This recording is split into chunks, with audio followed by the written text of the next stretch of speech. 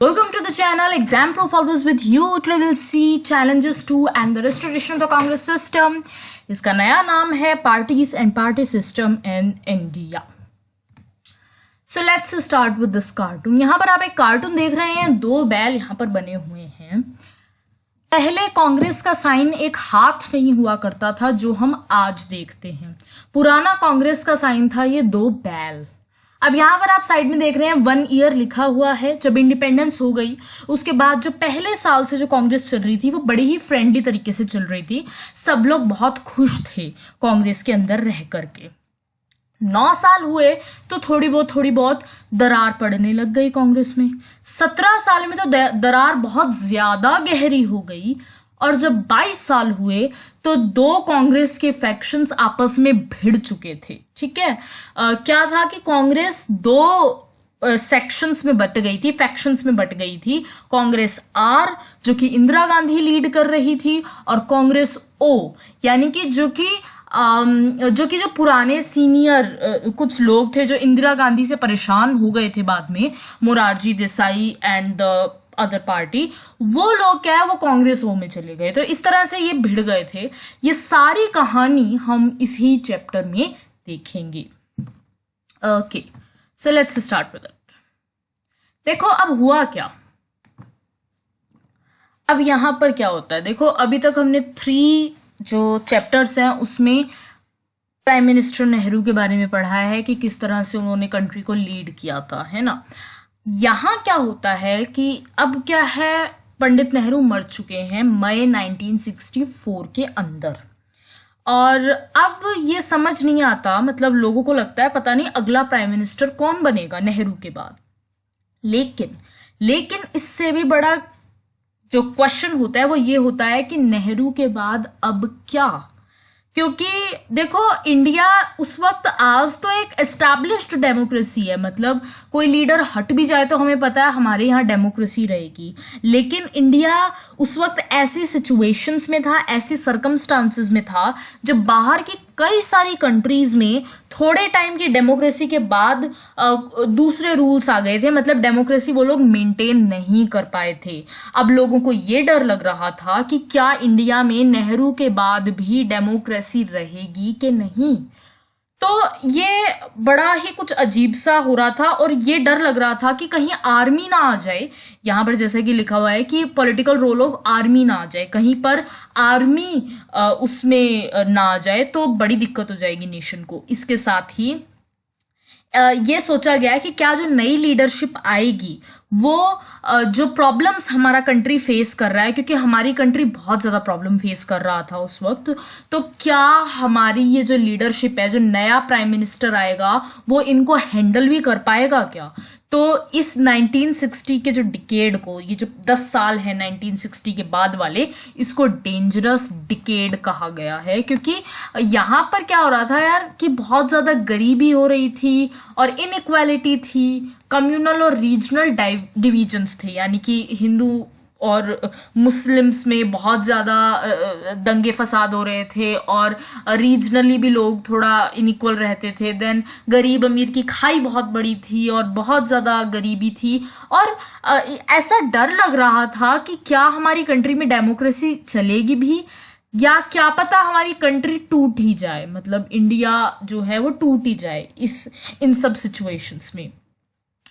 Let's see now the next from Nehru to Shastri. देखो हुआ क्या, सब लोग तो ये सोच रहे थे और इतना क्योर्स मचा हुआ था और ये सब कुछ था, लेकिन मजे की बात ये है कि बड़ी ही इजीली पंडित नेहरू के बाद लाल बहादुर शास्त्री को यहाँ पर प्राइम मिनिस्टर बना दिया गया था.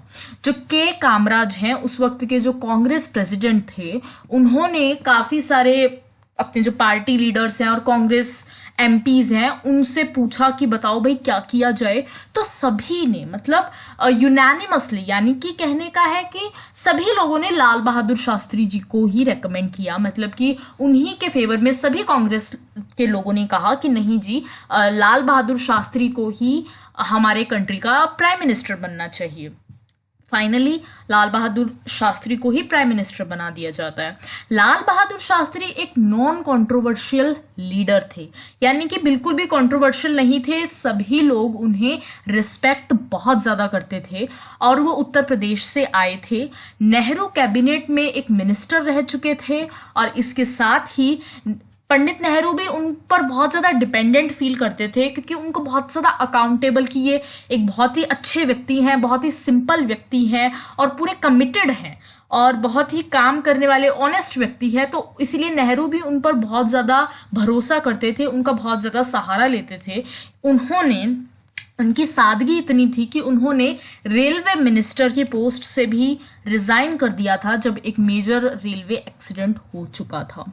इवन उनके बारे में कई सारी बातें आती हैं कि जब वो एरोप्लेन में कहीं जा भी रहे होते थे तो अपने साथ में काफ़ी सारा गवर्नमेंटल फाइल्स वगैरह लेके जाते थे और उनको कंप्लीट करते थे। देन उन्होंने जो कार भी खरीदी वो भी उन्होंने किश्तों में खरीदी थी। मतलब कहने का है कि he was very simple, he was really very simple. उन्हें पावर का कोई अहंकार नहीं था और पूरी भावना थी देश की सेवा करने की। मगर देश का ये दुर्भाग्य रहा कि ऐसे प्राइम मिनिस्टर को देश ने बहुत जल्दी खो दिया, बहुत ही ज़्यादा ब्रीफ पीरियड में खो दिया। प्राइम मिनिस्टर लाल बहादुर शास्त्री हैं, उन्होंने कंट्री को लीड किया 1964 से 1966 के बीच में और इस छोटी सी प्राइम मिनिस्टरशिप में कंट्री ने बहुत ज़्यादा चैलेंजेस फेस किए थे। हमारी कंट्री ने, आपको पता है 1962 में यहाँ पर वॉर हुई थी चाइना के साथ और इंडिया को बहुत ज़्यादा नुकसान हुआ था। इसके साथ ही इंडिया उस चीज़ से रिकवर ही कर रहा था कि बहुत ज़्यादा फेल्ड मॉनसून्स हो गए, यानी कि बारिशें नहीं हो रही, फूड क्राइसिस हो गए, खाने को अनाज नहीं मिल रहा है और सूखा पड़ गया, तो बहुत दिक्कत आ रही थी। इसके साथ ही पाकिस्तान ने क्या सोचा, मौका अच्छा है, वॉर कर दो, इनके साथ लड़ाई संग्राम कर दो, दंगे फसाद कर दो। तो 1965 में पाकिस्तान ने वॉर लॉन्च कर दी थी इंडिया के ऊपर। अब यहां पर शास्त्री जी ने कह दिया मैं कोई भी कमजोर प्राइम मिनिस्टर नहीं हूं। उन्होंने अपना पूरा पक्का स्टैंड लिया और एक स्लोगन दिया, जय जवान जय किसान। ये एक बहुत ही पॉपुलर स्लोगन है कि जो जवान हैं और जो किसान हैं इस वक्त उन्हीं का सबसे ज़्यादा रोल उन्होंने प्ले करना था और इसी वजह से उन्होंने स्लोगन दिया जय जवान जय किसान का। मगर जो शास्त्री जी हैं उनकी डेथ हो जाती है अब्रप्टली 10 जनवरी 1966 में, जब वो ताशकेंत गए होते हैं। यूएसएसआर में था तब, उज्बेकिस्तान, आज का उज्बेकिस्तान जो पहले यूएसएसआर में हुआ करता था कभी, वहां पर उसकी कैपिटल है ताशकेंत। वहां पर वो मोहम्मद अयूब खान जो कि पाकिस्तान के लीडर थे, उनके साथ एक पैक्ट साइन करने गए होते हैं ताकि इस वॉर को खत्म किया जा सके। 1965 में पाकिस्तान बुरी तरह से हार जाता है एंड फाइनली वॉर ऐसे एंड नहीं हो जाती कि हाँ वर्बली हमने बोल दिया, उसके लिए एक प्रॉपर एक अग्रीमेंट साइन होता है। तो शास्त्री जी वहीं पर गए हुए थे, मगर पता नहीं सडनली वो उनकी डेथ हो जाती है और उनकी डेथ पर आज तक भी संदेह बना हुआ है, किसी ने इनको मारा है या इनकी वैसे ही डेथ हो गई, मर्डर था, असैसिनेशन था या क्या था, किसी को नहीं पता। Z5 पे एक बहुत ही अच्छी एक फिल्म आई थी, डॉक्यूमेंट्री आई थी, द ताशकेंत फाइल्स। वो लाल बहादुर शास्त्री की डेथ पर ही बेस्ड है, वही दिखाती है। तो मौका मिले तो उसको देखिएगा जरूर, बहुत ही शानदार वो डॉक्यूमेंट्री है। I have personally watched that. Okay, then is the from Shastri to Indira Gandhi. अब लाल बहादुर शास्त्री मर गए तो उनकी डेथ हो गई, तो अब अगला प्राइम मिनिस्टर कौन? यहां पर क्या था, यहां पर अब इंदिरा गांधी को अगला प्राइम मिनिस्टर नियुक्त कर दिया गया था, लेकिन यहां पर कुछ, जैसे लाल बहादुर शास्त्री के टाइम पर तो सभी लोग कह रहे थे कि लाल बहादुर शास्त्री, अब यहां पर क्या, दो लोग खड़े हो गए, दो लोगों के बीच में कंपटीशन हो गया। एक तो मोरारजी देसाई, एक इंदिरा गांधी। मोरारजी देसाई बॉम्बे स्टेट के चीफ मिनिस्टर रह चुके थे और इसके अलावा उन्होंने सेंटर में भी मिनिस्टर वो रहे थे। इंदिरा गांधी जवाहरलाल नेहरू की डॉटर थी, बेटी थी, और कांग्रेस की प्रेसिडेंट रह चुकी थी अपने टाइम में, और इसके साथ ही शास्त्री जी की कैबिनेट में यूनियन मिनिस्टर भी थी। लेकिन अब मोरारजी देसाई और इंदिरा गांधी में से कौन बनेगा प्राइम मिनिस्टर, ये इतना ज्यादा क्लियर नहीं था। तो फाइनली ये सोचा गया कि चलो एक काम करते हैं, ये जितने भी कांग्रेस के मेंबर ऑफ पार्लियामेंट हैं, ये लोग बैलेट पेपर में, सीक्रेट बैलेट में अपना अपना मत डालेंगे कि वो किसको, इंदिरा गांधी को बनाना चाहते हैं प्राइम मिनिस्टर या मोरारजी देसाई को। फाइनली 2/3 यानी कि सब लोगों में से जो 2/3 प्रोपोर्शन है, मोर देन 2/3 एमपीज ने इंदिरा गांधी को ही चुना। और इंदिरा गांधी को चुनने के बाद ये जो ट्रांजिशन था पावर का, ये बड़ा ही पीसफुल रहा, यानी कि सभी ने इस डिसीजन को मैच्योरली एक्सेप्ट कर लिया, जो कि एक इंडिया के लोकतंत्र में, डेमोक्रेसी में एक बहुत बड़ी बात थी।